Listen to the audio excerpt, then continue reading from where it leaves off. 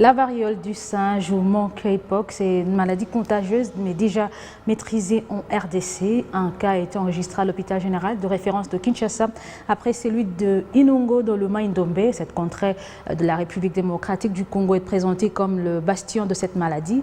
Et puis cette maladie s'accompagne des singes comme la fièvre avec éruption cutanée, douleurs musculaires et fatigue.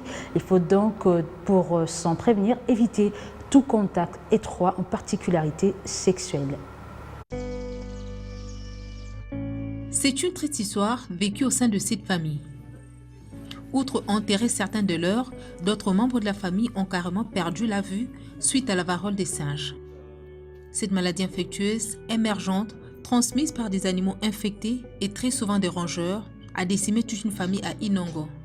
Sur 13 personnes, 3 ont été tuées par cette maladie et se rescapés nous raconte une histoire. Par rapport à babela qui bazobela monkeypox biso pe tozobela pe na miso tango nyonso tozosala wana mosala moko pe tozosala ezate tozolandelaka ba traitement na bango na niveau ya mboka kuna.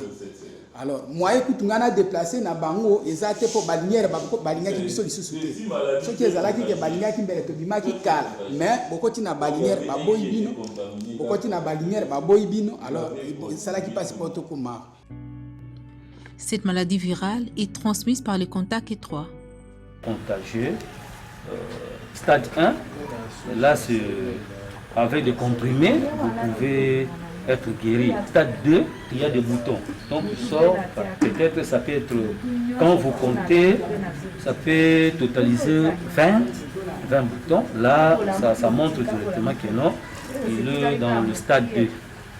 Stade 3, ça, il y a encore des liquides.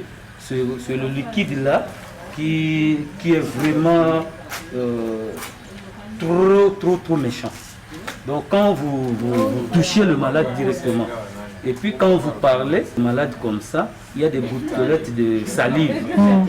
Donc lorsque vous faites des échanges comme ça, ça entre directement, vous serez contaminé.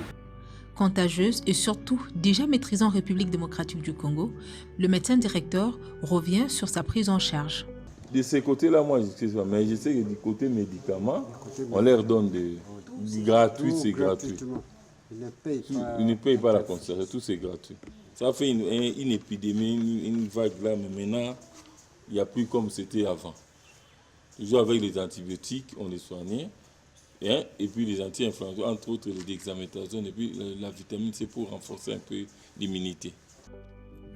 Cette maladie déclarée dans la province de Mai-Ndombe a aussi bénéficié de l'appui du projet RED plus Mai-Ndombe, de la société ERA Congo Wildlife Fox Carbone afin d'assurer une bonne prise en charge et aussi une bonne riposte.